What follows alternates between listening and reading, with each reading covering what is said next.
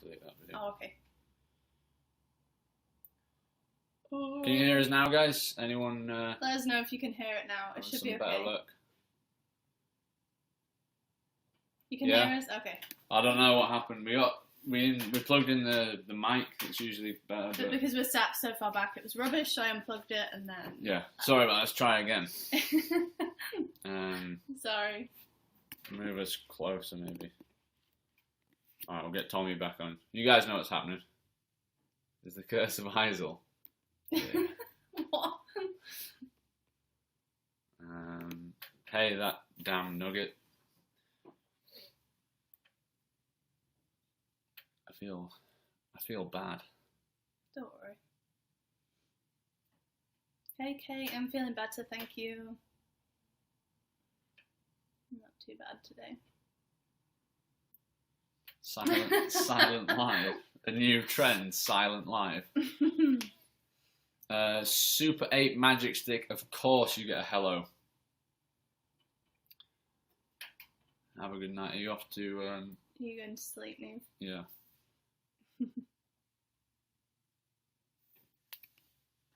Okay. Where's Tommy? Well, it's okay, we can just carry on with what we're on about first. Alright, yeah.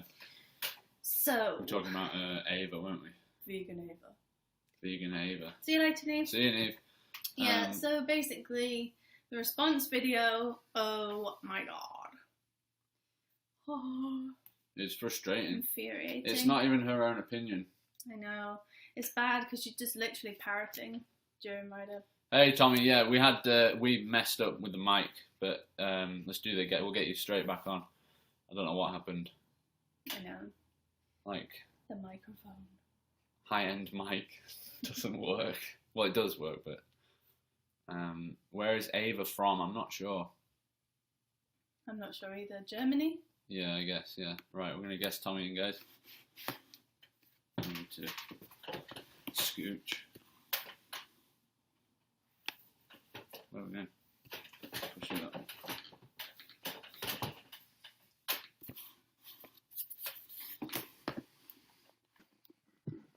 Not bad. Hey, man. Hey, Sorry about that.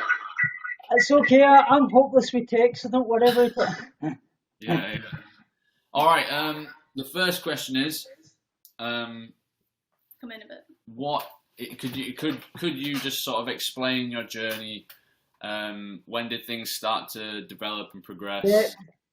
Well, it all started in 1997. My mum had suffered cancer for 17 years. She had ovarian womb cancer when she was carrying me, and she obviously had the choice to abort me and be free of the cancer, or live with the cancer and basically have me, and she decided to do that. So she died when I was 17, and just gradually at that point I was a semi-professional footballer, and I just obviously to cope with a loss and things, I was gradually reducing my food and things, and over the next 3 years I went away to Australia to visit my family, and when I come off the plane coming back from Australia I took a massive heart attack, and I was in a potassium coma for 3.5 months, and I ended up spending 9 months in the hospital, and that was when I first get diagnosed with my actual anorexia and things at that point.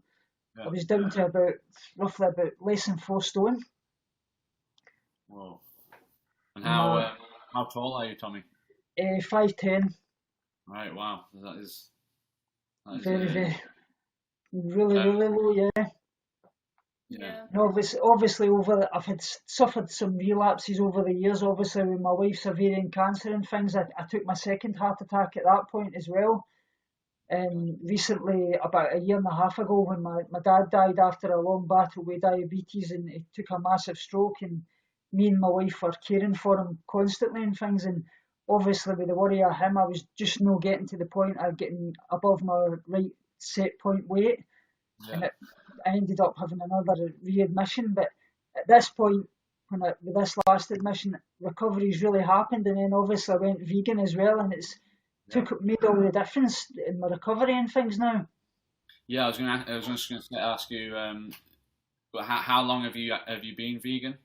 I've been vegan since December last year. Right, wow. Have you noticed like a significant sort of... Oh, yeah, definitely.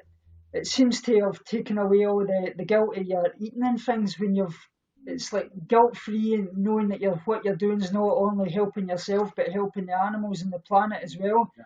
And it takes away all the eating disorder thoughts that you usually get, and it's made a great difference. And I'm gaining weight each and every week now, and I'm getting. That's great. That's good. I know I'm going to get better now. How did you come across veganism? Well, I had actually wanted to do it for a long, long time, but I was obviously prevented by it by my recovery team, because obviously a lot of people do use it as a mask for their eating disorder and things. So, but this time I just said to them that I really wanted to give it a try and throw myself into it, and they agreed that as long as I stuck to the rules and showed them that I was really doing it for the right reasons and gaining weight each week, that they would support me thoroughly. So That's really good. they've done well. That is good, because I mean, like, I'm sure a lot of vegans have come across it. Like, a lot of people, they say like vegans are fussy eaters. Yeah, definitely. Like a form of restriction itself. Yeah, and it's things like you're that. restricting a food brand, but like you say, what would your like advice be to anyone who sort of is suffering and they're thinking, oh, maybe I'm worried that veganism will start to take me down, like. Well, that's what I would say is don't start going things like Roto 4, 80-10-10 and things like that. If you're going to go vegan, just go just vegan and make sure you get in the calories and things, because the last thing you want to do is start putting labels on yourself, because eating disorders love labels and restrictions, and if that can find a way back in to control you, it will do. Yeah, so going on to the Roto 4 thing, would you say that's sort of like doing the opposite? Is that promoting eating disorders? Yeah, definitely, yeah, because it's just you're just basically trading one disorder for another. It's going to restrict your eating, is going to bring back another form of eating disorder. Yeah. I mean, like myself, I've never had like any like problems like that in the past, but I remember when I was on Roto 4, I was actually getting like thoughts of kind of like guilt if I wasn't smashing the carbs, or I mean, you as well, didn't you? Yeah, like for me, I talked a little bit about that kind of thing coming back, and it was really strange because, yeah, with my experience going on to Roto 4 just brought back all those kinds of feelings, and it had been years since I like had any thoughts like that. So Yeah. Definitely, I loved your story. It was really, really inspiring. It's going to help a lot of people. I really enjoyed watching it. You weren't gonna upload it. I know, I didn't. It took me like 2 years to upload that video, I think, so definitely delayed it. Let's have a look. Yeah, so are you vegan for like just the health benefits and things like that, or is it like an ethical thing for you?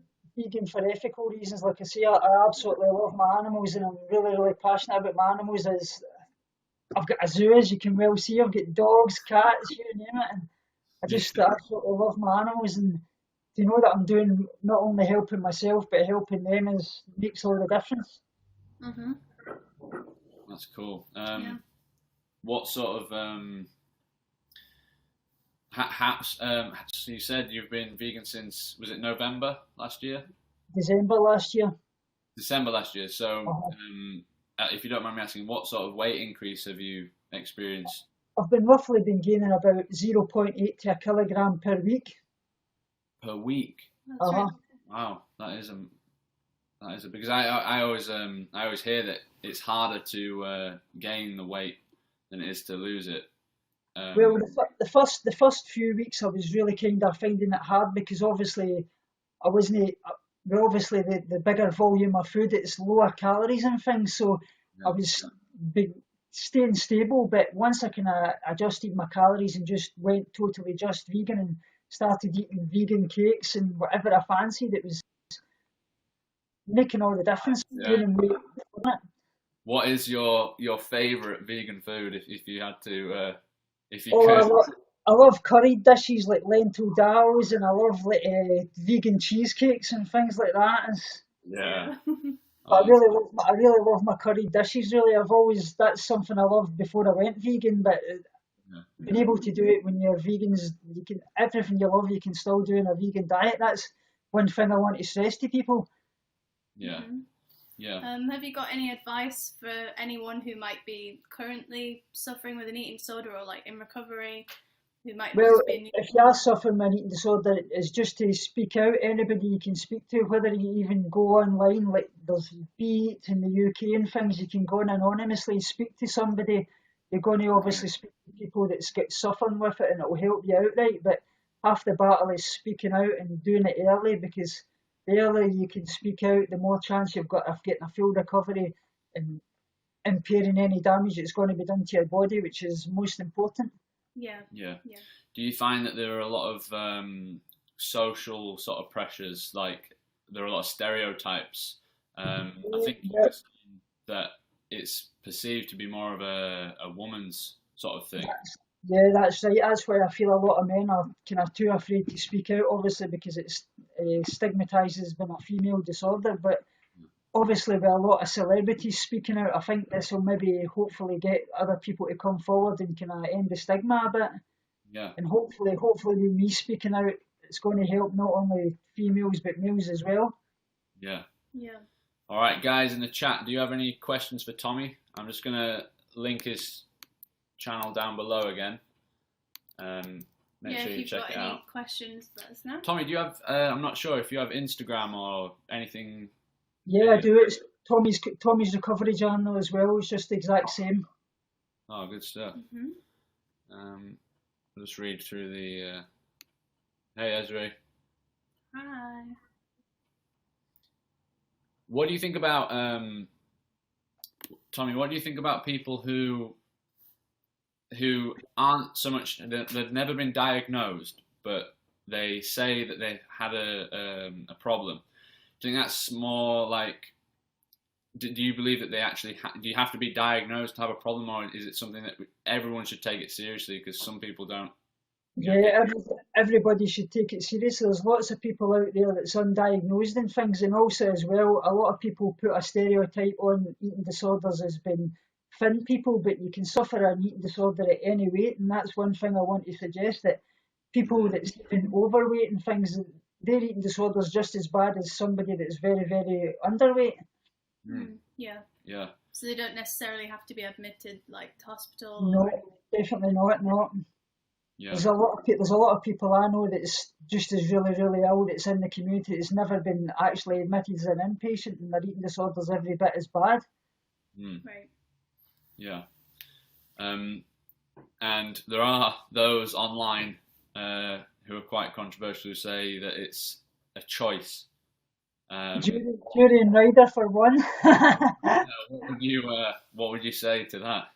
Oh, that's absolutely rubbish. Eating disorders are never a choice. The only choice in an eating disorder is recovery. And that is a choice.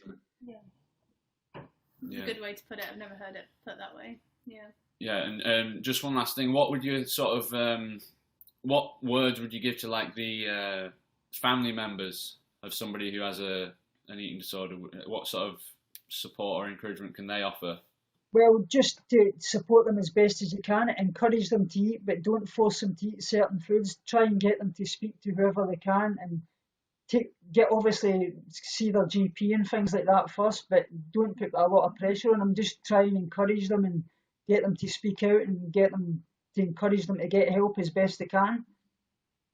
Yeah, we have a question from Tina. It says, do you ever experience triggers? And I suppose a follow-up to that would be, if you do, how do you deal with them? Well, I've never really experienced much in triggers. Obviously, sometimes we wait and things, like if some people say to me, "Oh, you look a lot better," and things like that, your disorder voice can tell you, "Oh, that's them thinking that you're fat," and things like that. But what I do to stop that trigger is I think that's the eating disorder voice and not my voice, and I speak back to it and say, "Wait a minute, I know I'm not fat, and I do know I'm not fat." So it's a good way of counteracting it, is recognise the eating disorder voice from your voice. Yeah, that's cool. Do you think it's always to do with weight loss, or do you think some people like use it as a method of controlling something else in their life? Yeah, I think it's actually all about control. Eating disorders rarely are about the weight. I mean, it's not about the food either. It's just a way of coping with life's pressures, which can be something that's happened in your past, or pressures in society, bullying, losing a family member, anything like that. It's just a way of coping with stress, really. Yeah, I would Yeah. agree because I think a lot of people kind of say that there's a difference between just going through a phase of dieting and like actually having an eating disorder, which obviously there is. Yeah. There's a lot of confusion like between the two. So yeah, it's Yeah, important. definitely. Yeah. I feel like there isn't appropriate amount of compassion as well in today's society. It's seen as like I was saying earlier about the picky eating thing. People instantly go to that rather Yeah. than actually see that this is a person who has a genuine thing that needs addressing, and I think there's more the fact that like you're online raising awareness as you are is amazing because so many people will just like be inspired, and I think what we get online, the opportunity we get is when somebody has the bravery to speak out, it gives other people a voice, and then they start listening up. That's why I do what I do. It's not just to help myself. I want to help as many people as I can and grow my YouTube channel and get the message out there and help everybody go the vegan lifestyle and recover from their eating disorders as well. Yeah. Yeah. Okay. Well, do you have anything else you'd like to share, or? Well, I'd just like to say that recovery is possible. Please get the help. Love yourself. You're worth the life that you love, and you'll never really get the life you love until you start to choose recovery. And please try a vegan lifestyle if you can. It will help you so greatly. And I just want to thank you guys for giving me this platform to come on. And I love you. I love your channel so much, and I wish you all the best. Cheers, Your man. Thanks a lot. baby coming up as well. Keep doing what you're doing. Yeah, and guys, make sure you Tommy, I've never seen you on YouNow, but do you do YouNow streams or? I've just started doing it, yeah. Nice. Yeah, fan up Tommy on YouNow, guys, and yeah. Thanks a lot, Joe, and nice to speak to you as well, Lauren. Yeah. All right, man. We'll see you soon. We'll speak to See you you soon. soon, guys. Thanks a lot. What a nice guy. Oh, he's awesome. He's such a nice chap. Yeah. Just nice chap Yeah. are the words. Uh-huh. Yeah, guys, just fan up Tommy's YouNow and also the YouTube as well. Just drop it in there one more time. Yeah. It's seriously inspiring, isn't it? Like, because I mean, Mm-hmm. you have that experience where you have somebody who is in it, living it, recovering, and then you have somebody online who's telling you it's a choice, who has never ever suffered in that way. Yeah, I think Duran Rider does, correct me if I'm wrong, but he actually claims that he has had anorexia and bulimia and pretty much everything going. Yeah. So, yeah, he comes across like he knows what he's talking about, perhaps, if you're new to his stuff or whatever, I don't know. But, yeah, it can be dangerous to take advice from people, so definitely. You got to like question who it is that's offering you the advice. But yeah, for Beaner, I agree. There's something about Tommy I feel like you can easily relate to him, and he knows what he knows what he's talking about, obviously, and you know his intentions are obviously in the right place. Yep. People like that. That's who you want to be resonating with. Mm-hmm. Right, Duran Rider claims he has had